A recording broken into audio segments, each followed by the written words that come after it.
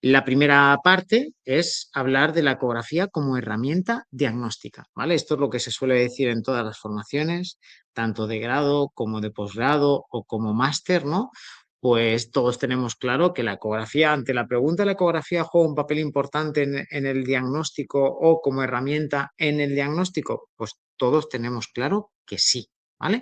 Y en este sentido, pues ahora vamos a pasar una serie de diapositivas para si alguien tenía alguna duda, pues terminar de confirmarlo, ¿no? Y de alguna manera también pues nos sirve un poco pues para ir entrando en calor, ¿no? E ir comentando e interpretando pues algunas imágenes, ¿no? Tal y como se están haciendo en la actualidad. Tal y como se hace en la actualidad, ¿no? Como os decía, ¿no? En la gran mayoría de formaciones, tanto de grado como posgrado.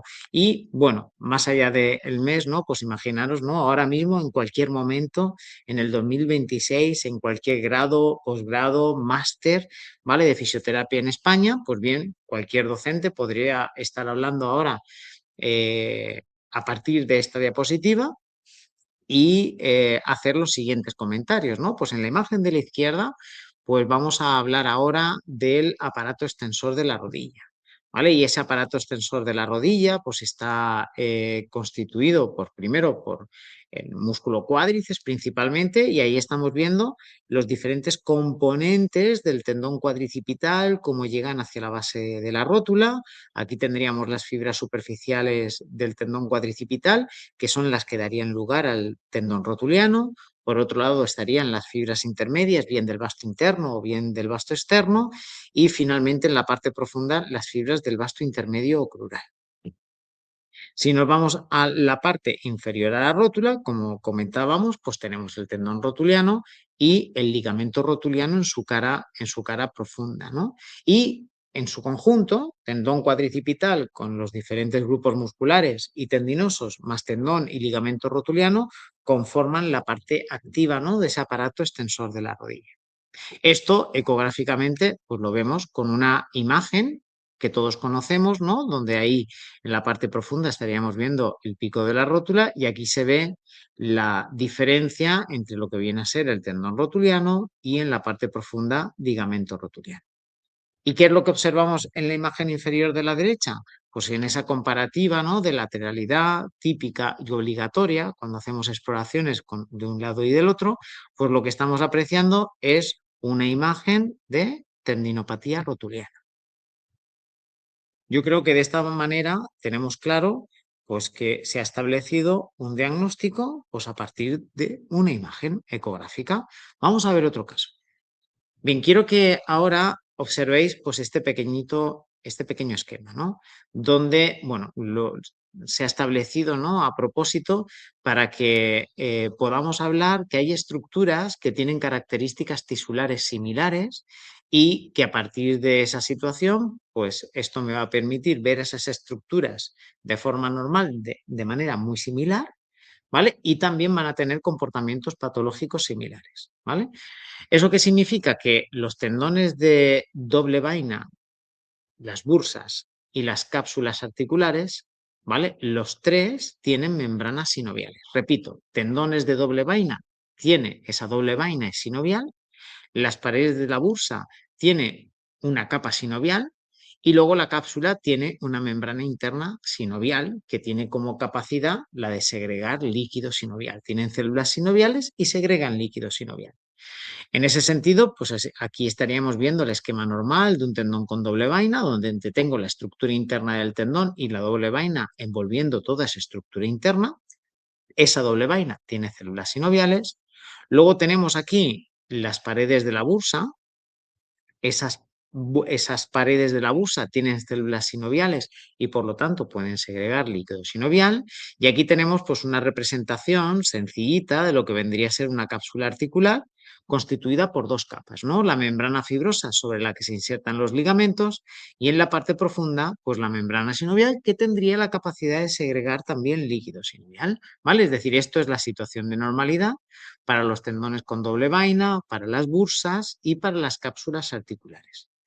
En las dos imágenes ecográficas que tenemos a la derecha, pues tenemos nuevamente un estudio comparativo de lateralidad entre una imagen estructuralmente normal, con un tendón de la cabeza larga del bíceps envuelto por su doble vaina, ese pequeñito halo hipocoico que lo envuelve. Y en la imagen inferior de la derecha, pues estamos viendo un mismo tendón de la cabeza larga del bíceps, pero con un exceso de líquido sinovial. Y esto es una tenosinovitis mecánica. Si nos vamos ahora a esta otra imagen, ¿vale? Ahí ya estamos hablando de una bursa, es la bursa calcánea profunda o retroaquilia, donde estamos viendo que la bursa pues, tiene un exceso de líquido sinovial. Estaríamos en esta otra situación, estaríamos ante una bursitis mecánica. Ahora, si observáis estas dos ecografías, nos encontramos a la altura de la articulación tibioestragalina o articulación talocrural. Esto sería la parte distal de la tibia, cortical. Y aquí estaríamos viendo la cortical de la polea astragalina. Ahí estaríamos viendo la cápsula articular y si vemos la comparativa, pues tendríamos que esa cápsula articular, su membrana sinovial, por una situación traumática ha generado un exceso de líquido sinovial y nos encontraríamos ante una artropatía de tipo mecánica, tenosinovitis mecánica, bursitis mecánica, artropatía mecánica. Como os comentaba, nos encontramos en esta situación, ¿vale? Como tienen un comportamiento patológico parecido, tanto el tendón con doble vaina como la bursa, como la propia cápsula articular, que por una situación de estrés genera una mayor cantidad de líquido sinovial. Ahora, si volvemos otra vez al esquema, ¿vale? Todas esas estructuras sinoviales, la doble vaina del tendón, la bursa y la membrana sinovial de la cápsula, además pueden sufrir también otro tipo de patología, ¿vale? Donde se pueden inflamar. ¿Vale? Y por lo tanto estaríamos hablando, como vemos aquí en esta imagen, de un tendón donde toda la doble vaina pues, está sufriendo un proceso inflamatorio, como consecuencia de él pues, hay un aumento de de la vascularización como consecuencia de la hiperemia y ahora estaríamos no ante una tenosinovitis mecánica, sino ante una tenosinovitis reumática. Lo mismo, nos encontraríamos en una bursitis reumática o en una artropatía reumática o inflamatoria.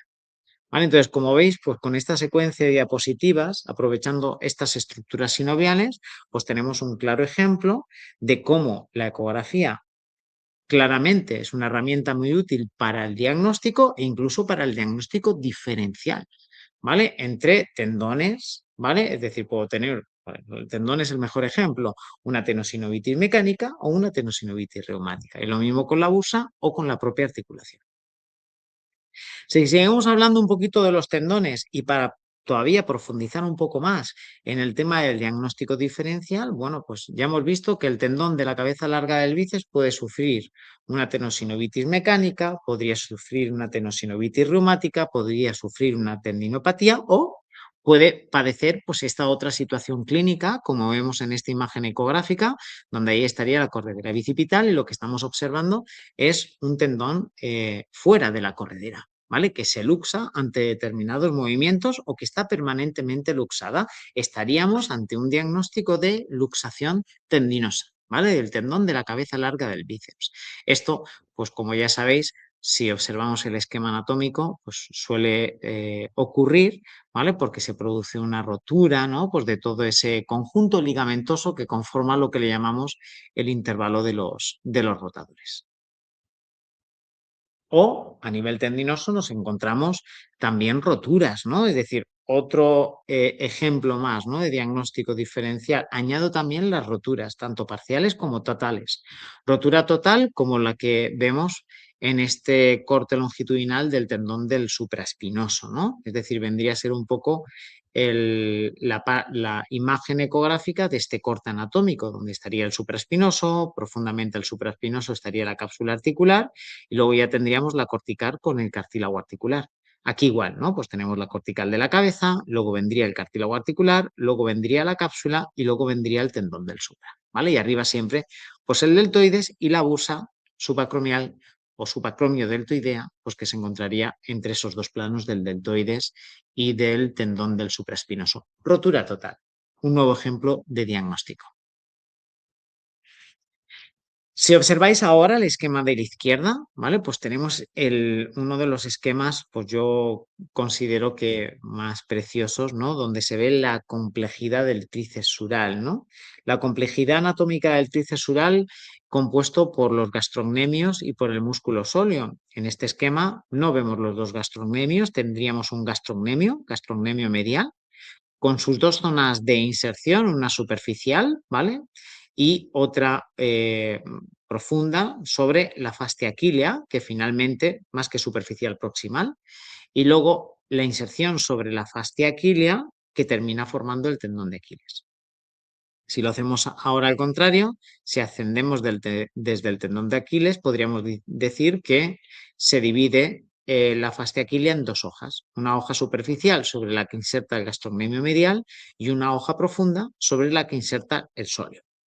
Merece la pena aprovechar también este pequeño esquema pues, para recordar la complejidad aponeurótica del sóleo, ¿no? No solo tiene dos tabiques, superficial y profundo, sino que también tiene un tabique intermedio, ¿no? Que hace pues, que en muchas ocasiones las roturas del sóleo a esta altura sean tan complicadas de observar. Bien, pues la imagen ecográfica que vemos a la derecha es un corte longitudinal y un corte transversal, pues una de las exploraciones más características dentro del campo del sistema neuromusculoesquelético, donde estaríamos viendo la inserción del gastrocnemio medial sobre la fascia aquilea, profundamente tendríamos el sóleo, en un corte longitudinal y en un corte transversal, gastrocnemio medial, fascia aquilea, músculo sóleo.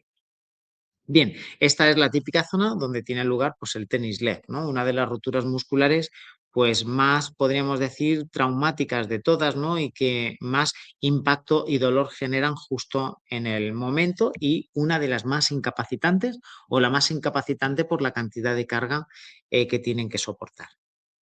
Y aquí, pues las típicas imágenes patológicas asociadas a esas zonas, ¿no? Es decir, imágenes de tenis leg en un proceso de cicatrización, ahí estaríamos viendo la angiogénesis vinculada a esa cicatrización o pues el típico pues, hematoma que se queda característico entre los dos planos y que en muchas ocasiones pues, termina fibrosándose y dando lugar a una cicatriz fibrosa laminar.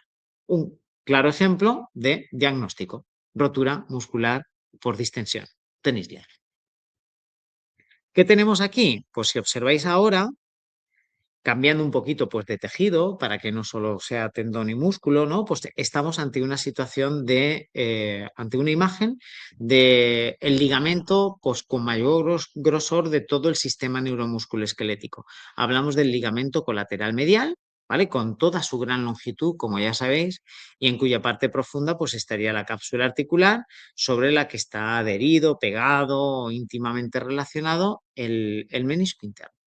Y aquí veríamos su correspondencia anatómica. Vamos a hacerlo ahora al contrario. Tengo la cortical del fémur, ahí tengo la cortical de la tibia, ahí estamos viendo todo ese triángulo hiperecogénico característico del menisco interno, luego vendría la cápsula articular y en la parte más superficial pues ese ligamento colateral medial, que aunque no mostramos una imagen comparativa, pues se ve ese gap característico que nos está marcando una zona de esguince ligamentoso, podríamos estar hablando tal vez de un grado 2 con una rotura parcial.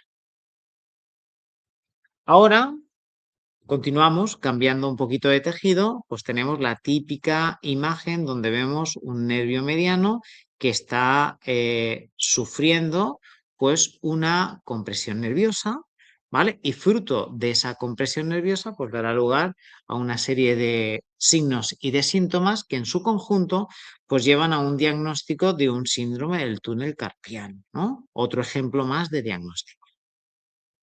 Y aquí vamos a terminar el primero de los bloques, ¿vale? La pregunta era, ¿es útil la ecografía para establecer un diagnóstico?